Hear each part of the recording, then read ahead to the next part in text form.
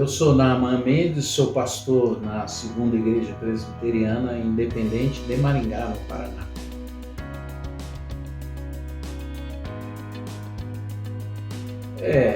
Nós também não sabemos muito bem, né?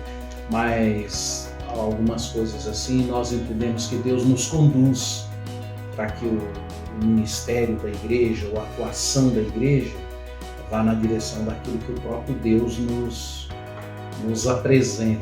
Né? Eu fui imigrante, né, durante 11 anos, e quando eu voltei para Maringá, eu encontrei aqui neste lugar, nesta igreja, um grupo assim pequeno, né, uma família especificamente, de imigrantes venezuelanos. E eu comecei a orar e perceber assim que o fato de eu ter vivido como imigrante 11 anos me trouxe uma certa sensibilidade para perceber um pouco mais a necessidade dos imigrantes. E aí eu fui conversando com essa família e desenvolvendo o trabalho, orando e a vocação, vamos dizer, da igreja foi indo nessa direção. Eu entendo que, teologicamente, as missões, de um modo geral, elas preparam o missionário e mandam ele para o campo. E no caso da nossa igreja, isso aconteceu ao contrário. Né? O campo missionário veio para dentro da igreja. E nós, então, entendemos que esse deve ser o nosso papel enquanto igreja, que é acolher os imigrantes.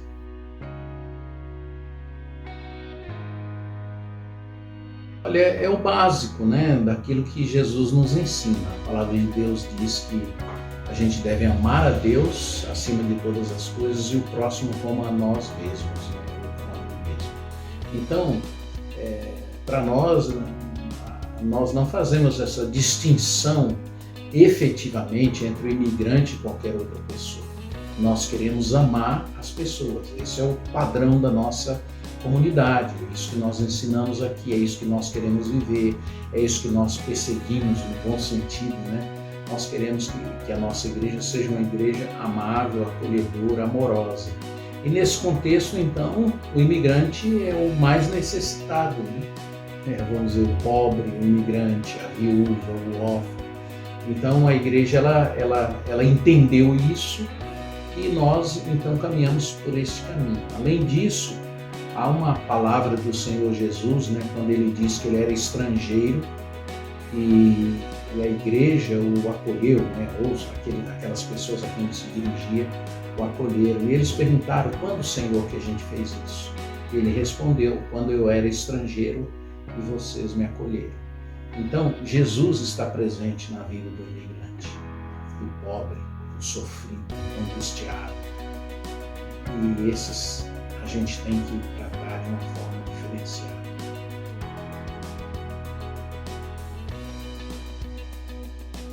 Bom, o que a gente tem feito nós criamos um instituto, uma espécie de uma ONG, né, para ela ter uma aproximação maior da própria sociedade, né, e para que ela então tenha um foco mais específico no imigrante, que é o Instituto Sendas, né? E nós ficamos por trás disso, dando todo o suporte financeiro para que esse instituto busque os imigrantes, trabalhe com os imigrantes, se envolva com os imigrantes, reúna as pessoas da cidade que têm essa percepção e essa paixão pelo imigrante, e assim isso facilite com que isso não seja apenas uma coisa, um comportamento religioso, mas seja de fato uma atuação do reino de Deus, a favor do reino. E isso facilitou muito para a gente. Então, as atividades da igreja com o imigrante, elas vão por esse braço do Instituto Sendas. A partir daí, então, nós procuramos servir a todos e oferecemos para eles um serviço de discipulado, de ensino, enquanto igreja, né? Para que aqueles que desejam, que querem, aqueles que ouvirem, entenderem a palavra de Deus, crerem em Jesus, tenham uma possibilidade de uma vida com Deus, de uma vida de melhor qualidade na sua vida cristã. Do ponto de vista do trabalho propriamente com o imigrante, nós, através do Instituto Sendas, a gente vai desenvolvendo procurando atender todas as necessidades do imigrante. Fazemos parcerias com outras instituições, com universidades, né? Por exemplo, agora nós temos uma parceria com a Unicesumar e ela nos ajuda muito, nos empodera, vamos dizer assim, com muitos recursos da própria universidade, né? Não só financeiros, mas de pessoal, de assistência jurídica, de treinamento de pessoas para que elas possam ser melhor profissionais, né? Então hoje a gente tem 3 núcleos do ponto de vista evangelístico, né? São o trabalho que nós fazemos com os venezuelanos e as pessoas de fala hispana. O outro é o trabalho que nós fazemos com os haitianos, né? Então hoje nós estamos alcançando, enquanto igreja, cerca de 200 imigrantes, né? Talvez aí umas 100 famílias, 120 famílias. Então aí a essas pessoas nós damos assistência espiritual, emocional e de todo tipo que haja necessidade. Nós temos um culto, né, que a gente faz aqui com as pessoas que falam hispano, no domingo à tarde. Nós temos 2 cultos nas comunidades haitianas, né, que nós também os ajudamos da mesma forma que essas pessoas. No domingo, os 2 cultos são no domingo de manhã. E para quem não sabe, né, nós entendemos que as pessoas, quando elas vêm de um outro país, elas precisam ter um espaço para elas vivenciarem a fé que elas têm, até elas irem se inserindo na sociedade. É muito difícil para quem é imigrante ele orar, por exemplo, na língua do país que ele está chegando, né? Então, no caso dos haitianos, eles oram, eles cantam, eles dançam, eles fazem de acordo com a cultura deles, né? Eles fazem tudo isso em crioulo, né? Leem a Bíblia, oram. Para quem nunca foi imigrante, isso parece um negócio assim um pouco sem sentido. Mas seria melhor que eles se integrassem. Não, é porque a relação de fé é uma relação, vamos dizer assim, espiritual, emocional. Então ela tem necessidade de que a linguagem seja uma linguagem afetiva. A própria palavra de Deus é assim. Jesus chamava Deus de Pai, de Paizinho. Então a língua, ela revela a sua afetividade.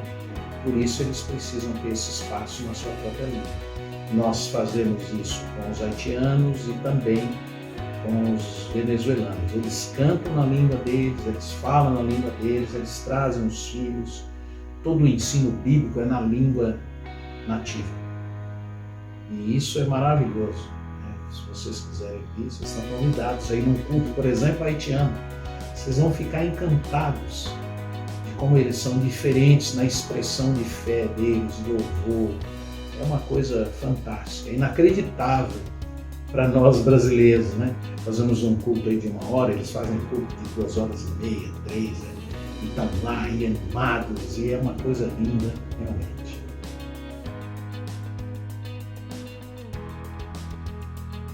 Eu não posso dizer que é um desafio, né? Eu não acho que não é bem assim que eu entendo, né? Eu acho que são bênçãos, né? Oportunidades que a gente tem. Então, hoje, as dificuldades que a gente entende são as limitações, às vezes do ponto de vista jurídico, né? Que a gente não consegue resolver, chega o imigrante sem documento, né? Às vezes a conscientização da própria sociedade, no sentido dela não ser tão preconceituosa, né? Às vezes a dificuldade de recursos para educar o imigrante, para a adaptação dele no país, né? Mas isso eu vejo como oportunidades, não só como desafio. Claro, é um desafio, mas esse desafio é para nós, não para eles, né? Para eles eu vejo como uma grande oportunidade que a gente está tendo de servi-los, né? De poder acolhê-los. Vocês imaginem daqui a 10, 20 anos, né? Aqueles que permanecerem aqui, os filhos, essas crianças que hoje são crianças, quanto eles serão gratos à comunidade que os acolheu, à igreja que os acolheu. eles vão sempre ser gratos, né? E isso facilita o entendimento do Evangelho. O Evangelho é amor. Então, se a gente não faz essas coisas, se a gente não testemunha dessa forma, as gerações seguintes vão ficar privadas de receber a bênção do Evangelho e da pessoa de Jesus Cristo. Enfim, o que eu estou querendo dizer é que trabalhar com o imigrante é um privilégio que Deus nos dá.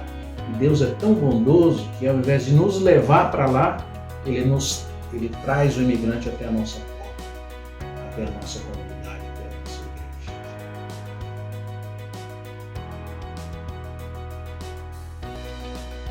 igreja. Eu queria dizer aos meus irmãos e irmãs de outras comunidades, de outras igrejas, aos pastores, né, que trabalhar com o imigrante é um processo lindo de aprendizado da própria vida da gente. Nós não estamos aqui na terra por acaso, o Senhor tem ampliado a nossa vida aqui, Ele mesmo é quem edifica a igreja, e o propósito da igreja é, de fato, testemunhar de Jesus. E a palavra de Deus ensina, né? Nisto vos conhecerão que vocês são filhos de Deus, se vocês os amarem uns aos outros. Então, quando Deus nos coloca juntos, é para a gente amar. E se Deus põe um imigrante aqui entre nós, é para a gente também nos amar. Então, amem as pessoas, não fiquem preocupados em fazer grandes coisas. O amor, o abraço, o acolhimento, o apoio, o socorro, né? É isso que vai fazer com que a sua comunidade seja arejada com a presença de